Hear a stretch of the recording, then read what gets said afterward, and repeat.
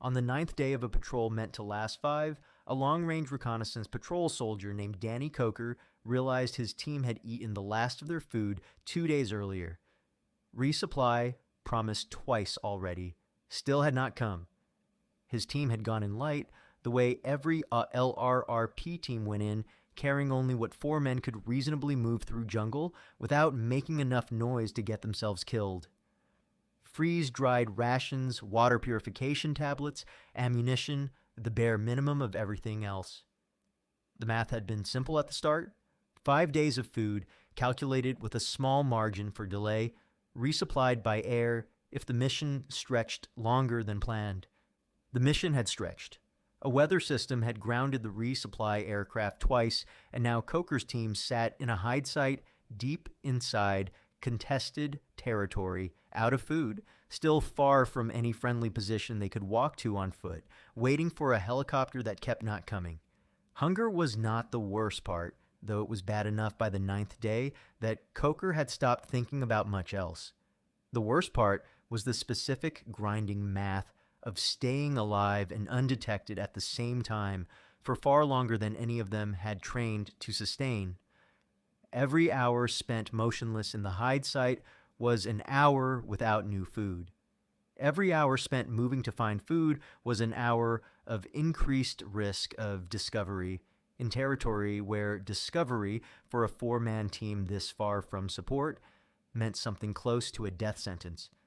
There was no good option left, only a slow, patient calculation about which kind of risk to accept next, repeated hour after hour for days beyond what any of them had expected to endure. Coker could not know on that 9th day that his team would eventually be found and extracted, thinner and weaker, but alive, or that his story would become one of the more extreme examples of a pattern common to teams like his across the length of the war. He knew only the immediate physical fact of an empty stomach and an uncertain sky, and the strange, quiet discipline required to keep functioning, keep watching, keep gathering the intelligence his mission still demanded, long after his body had started sending him every possible signal to stop. That is the story of what it actually took to vanish into that jungle, not for the few days a mission was supposed to last, but for however long the jungle and the war actually decided to keep you there. Now let me show you what that endurance really demanded. If a story like this matters to you, if the men who lived it on both sides deserve to be remembered, a like and a subscribe help it reach the people who care. It takes 1 second. These are the stories the history books leave out. Now, to understand what happened to Coker's team, you first have to understand exactly how these patrols were actually supposed to work and how much could still go wrong even with careful planning. To understand Coker's ordeal, you first have to understand the honest, deliberate math behind how long a typical long-range reconnaissance patrol was actually built to last, because the real planning behind these missions was more precise and more conservative than the popular image of men vanishing into the jungle for weeks might suggest.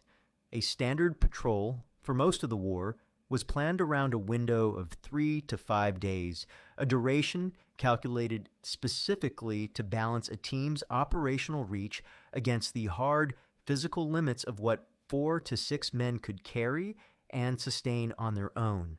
This was not a casual estimate. It was built around the specific capabilities of specialized food developed for exactly this purpose. A freeze-dried ration engineered by military researchers to pack maximum caloric value into minimum weight, allowing a team to carry 5 to 10 days of food without the bulk that heavier combat rations would have required. The math was tight by design, because every extra day of food carried was extra weight, slowing a team down in terrain where speed and quiet often meant the difference between survival and disaster.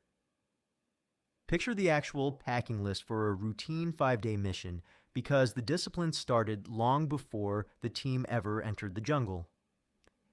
Each man's rucksack weighed carefully against what he could realistically carry while still moving quietly. Every extra ounce debated and often left behind, a spare ration here, an additional water purification tablet there, each decision made with the same question in mind: does this help us survive? Or does it simply slow us down and increase the noise we make? Teams that packed carelessly, carrying too much in the name of caution, sometimes paid for that caution in the exhaustion and noise it produced on the trail. Most patrols, planned and executed correctly, never approached the outer edge of this window at all. A team inserted, moved to its objective, gathered the intelligence, or conducted the reconnaissance it had been sent to accomplish, and was extracted within the planned time frame, the whole operation completed inside the conservative margin built into the mission from the start. This was the ordinary, unremarkable reality of most reconnaissance work throughout the war, careful and disciplined rather than dramatic, ending on schedule far more often than popular memory of these missions tends to suggest. But some missions did not go according to plan, and the same specialized rations that allowed a 5-day patrol also, on rare occasions, allowed a team to survive considerably longer if resupply became necessary and could actually be delivered. Aerial resupply drops, when weather and enemy activity permitted them, could extend a mission well beyond its original planned duration, and documented cases exist of patrols stretching toward 10 or 12 days under these extended, resupplied conditions. This was never the norm, and it was never treated casually by the men who lived through it. It represented the genuine outer edge of what these small, isolated teams could sustain, an outlier born of circumstances going wrong rather than a routine feature of the mission itself. Understanding why a mission planned for 5 days might stretch toward 10 or 12 requires understanding the specific, recurring failure points that turned a straightforward reconnaissance patrol into exactly the ordeal Coker's team experienced. Weather represented the single most common disruption to the careful timeline these missions depended on. A resupply drop or an extraction both depended entirely on helicopter access to a team's location, and the same dense jungle terrain that made these teams so difficult for the enemy to locate also made helicopter operations genuinely dependent on weather conditions cooperating. A tropical storm system, common enough during certain seasons across the terrain these teams operated in, could ground support aircraft for days at a stretch, leaving a team with no realistic way to receive the resupply or extraction their mission plan had assumed would be available on schedule. Picture Coker's radio operator working the same frequency hour after hour, receiving the same discouraging answer each time. Weather still down. Try again in 6 hours.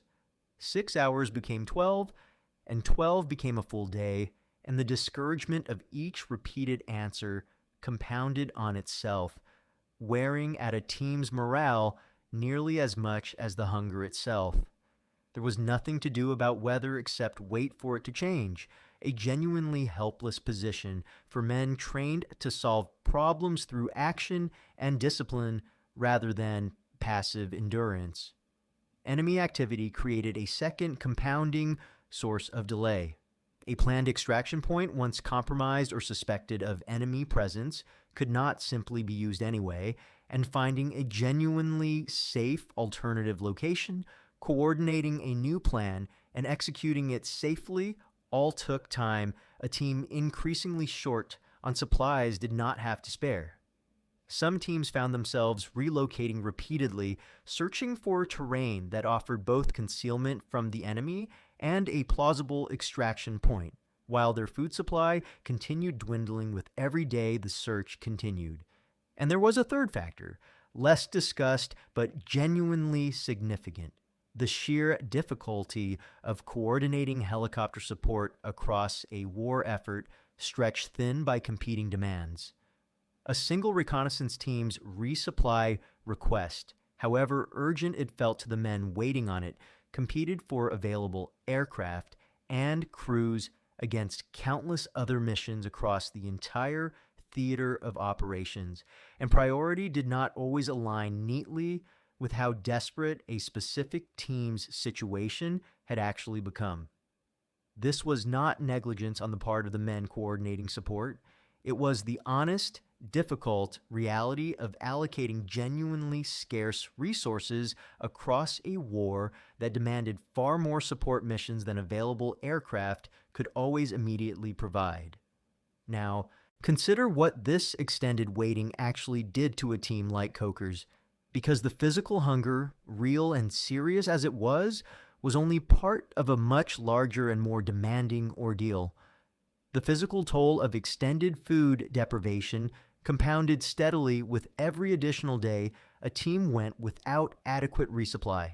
Reduced caloric intake degraded concentration, slowed reaction time, and eroded the physical stamina these missions depended on completely at exactly the moment a team's continued survival required them to remain more alert, not less, watching constantly for any sign of enemy movement that could end the mission in an instant. This created a genuinely dangerous compounding effect. The longer a team went without resupply, the more physically degraded they became, and the more physically degraded they became, the harder it grew to maintain the vigilance their survival actually required. The psychological toll ran alongside the physical one, and honest accounts from men who lived through extended patrols describe a particular grinding form of stress, distinct from the sharp, immediate fear of active combat. A team in this situation lived inside a sustained, low-grade uncertainty that never fully resolved hour after hour, day after day, with no clear endpoint in sight. Every radio check brought either genuine news or another delay, and the psychological weight of repeated disappointment layered onto genuine physical hunger and the constant demand for silence and stillness produced an exhaustion that went well beyond what physical rest alone could address. Picture the specific texture of a single hour inside that hide site, stretched across 9 days. 4 men, motionless, spaced just far enough apart to watch different sectors, speaking only in whispers when speaking was necessary at all. The mind wandering toward food despite every effort to redirect it. A distant sound, unidentifiable, forcing every man back to full alertness in an instant, then fading, and the slow return to watchful waiting once the threat proved false. Multiply that single hour by the hundreds that made up 9 days, and the scale of the endurance required becomes clearer than any single dramatic moment could convey. Think about the specific discipline this demanded of a team like Coker's, because ordinary human instinct works directly against exactly what survival required. Hunger produces a natural, urgent desire to move, to search actively for any possible food source, to do something rather than continue the passive, patient waiting that had already stretched on for days. Every one of those instincts, if acted on carelessly, increased the team's risk of detection in territory where detection meant something close to a death sentence for a team this small and this far from support. Survival required suppressing exactly the instincts hunger and fear most naturally produced, sustained not for minutes, but for days at a stretch. It would be incomplete to describe this ordeal only in terms of suffering endured, because teams caught in exactly this situation developed real practical techniques for stretching limited resources and improving their odds, and that resourcefulness deserves honest credit. Rationing discipline, established from the earliest sign that a mission might run longer than planned, made a genuine difference in how long a team's supplies actually lasted. Teams that recognized early signs of delay and immediately cut their consumption, rather than continuing at a normal rate and hoping resupply arrived on schedule, bought themselves real additional days of sustainment before the situation became genuinely desperate. This required real discipline and real foresight, accepting hunger sooner in exchange for a longer margin before supplies ran out completely. Some teams supplemented what they carried with whatever the jungle itself could safely provide, though this option carried real limitations and real risk of its own. Identifying safe, edible plant material required specific training most teams received before deployment, and even correctly identified food sources rarely provided enough caloric value to meaningfully offset the deficit a team faced during an extended, unplanned patrol. Foraging also demanded movement and attention that increased the risk of detection, a trade-off every team had to weigh carefully against the genuine physical benefit any additional food actually provided. Picture the actual decisions. One man in Coker's team faced spotting a plant he half remembered from a training lecture months earlier, uncertain enough about the identification that eating it carried real risk of its own. He weighed that uncertain risk against the certain cost of continued hunger and made a decision that, multiplied across every man on every extended patrol, represented exactly the kind of impossible calculation these teams were forced into again and again, with no clean or comfortable answer available. And perhaps most importantly, teams facing this kind of extended ordeal depended enormously on the discipline and leadership of their most experienced members, the men who had faced difficult, uncertain situations before and understood how to keep a team functioning through genuine physical and psychological hardship. A team leader who could maintain calm, enforce necessary discipline, and keep morale from collapsing entirely made a measurable difference in how well a team actually survived an extended ordeal like this one, a form of leadership that mattered every bit as much as the physical supplies a team happened to be carrying. It would be dishonest to tell this story without acknowledging the real systemic factors that made incidents like Coker's more common than they should have been, because the honest history includes genuine institutional failures alongside genuine individual heroism. Weather forecasting and resupply coordination for much of the war operated with real limitations that left teams more exposed to exactly this kind of extended ordeal than a more mature, better resource system might have allowed. Early in the war particularly, the coordination between reconnaissance units and the aviation assets meant to support them was still being refined through hard experience, and teams sometimes paid a real price for gaps in a system that had not yet fully matured. This is not a criticism leveled with the benefit of hindsight alone. Contemporary accounts from the period describe real, documented frustration among reconnaissance units about resupply reliability, frustration that reflected genuine, serious operational gaps rather than simple griping. Over the course of the war, these systems did improve, and later units benefited from lessons learned through the hard experience of teams like Coker's. Resupply procedures grew more robust. Backup options for extraction and resupply expanded, and the coordination between ground teams and the aviation support they depended on became more reliable as the war continued. This improvement came at a real cost, paid by the earlier teams whose difficult, sometimes desperate experiences taught the broader system exactly where its gaps actually were. This honest accounting matters because it keeps the story from reading as a simple tale of individual endurance overcoming circumstance, without acknowledging that some of what these men endured reflected real, correctable weaknesses in the broader system meant to support them. Coker and men like him displayed genuine, remarkable endurance. They should not have needed to display quite as much of it as the system's early limitations sometimes demanded of them. Coker survived his extended ordeal and completed his tour, and in the years afterward, he thought often about those additional days beyond his mission's planned duration, and about what they had actually taught him regarding his own limits. He came to understand, with time, that the physical hunger, severe as it had been, was not actually the hardest part of what he had endured.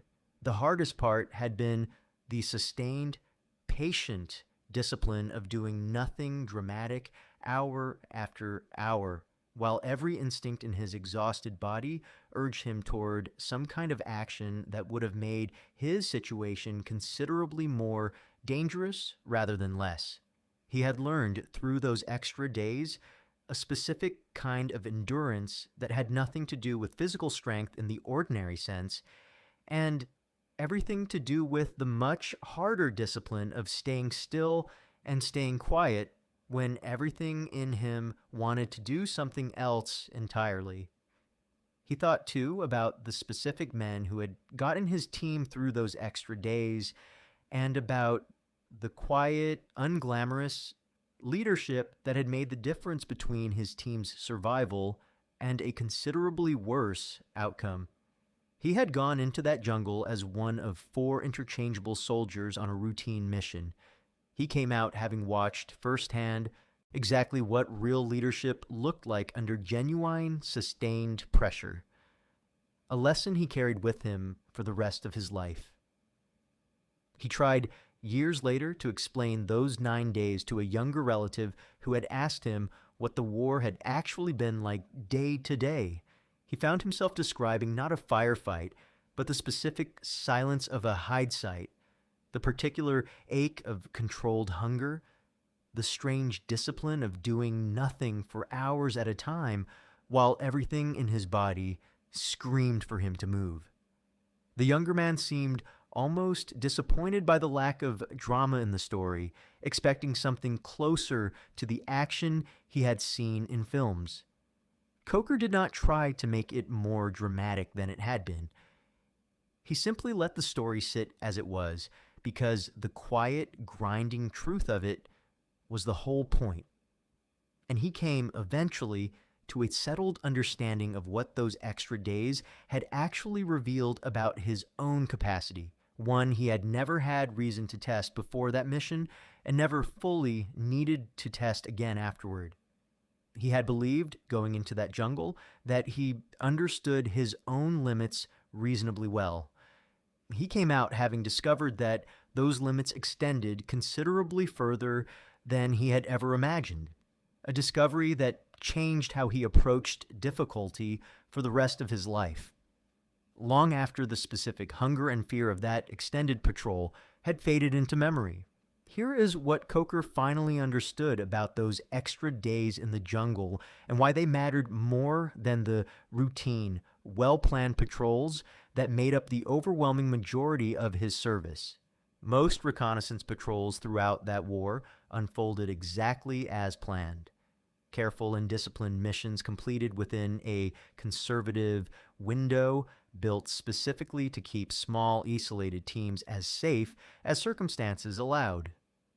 This was the honest, unglamorous reality behind most of the work these teams actually did, methodical rather than dramatic, succeeding through careful planning rather than desperate endurance. But the system built to support these missions, however well designed, depended on weather, coordination, and resources that did not always cooperate, and when that system faltered, the men caught in the gap paid the price in exactly the currency Coker's team paid it: hunger, uncertainty, and a form of patient, grinding endurance that no amount of training could fully prepare anyone to expect. That is the real meaning behind stories like Coker's, and it reaches well past one team's difficult 9 days in hostile jungle. The image of men simply vanishing into the wilderness for weeks at a time, by choice or by design, flattens a much harder and more honest truth. These men did not choose extended isolation as some romantic test of endurance. They accepted a careful, calculated risk built around a specific and conservative plan, and when that plan broke down through no failure of their own, they endured considerably more than anyone had asked them to, because the alternative was simply not surviving at all. Coker's team was found eventually and extracted thinner and weaker than when they had gone in, but alive, carrying intelligence that had, in the end, been worth the price it cost them to gather. He never described those extra days as an adventure, and he never romanticized what his team had endured. He described them, when he described them at all, as the hardest and most honest test of his entire life. A test he had not chosen and would not have chosen, met with nothing more dramatic than patience, discipline, and the quiet refusal to give up on men counting on him to hold together until help finally arrived. That is what it actually took to vanish into that jungle for longer than anyone planned. Now, you know why the men who did it rarely called it anything as simple as an adventure. Thank you for staying with the story all the way to the end. These are the histories worth keeping, not just the famous battles with their famous names, but the quiet, grinding endurance of men waiting for a helicopter that kept not coming on both sides of that long war. If it meant something to you, a like genuinely helps. It tells the algorithm that this kind of history matters, and it helps these videos find the people who care about them. If you're not subscribed yet, now is a good time. Hit subscribe and the bell so you never miss a new one. I would love to know where you are watching from today. And if someone in your family served in Vietnam, a LRRP, a ranger, a helicopter crewman, anyone in any unit, tell me about them in the comments. Every one of those men carried a story like the one you just heard. Most of them never told it. This is how we make sure they are not forgotten,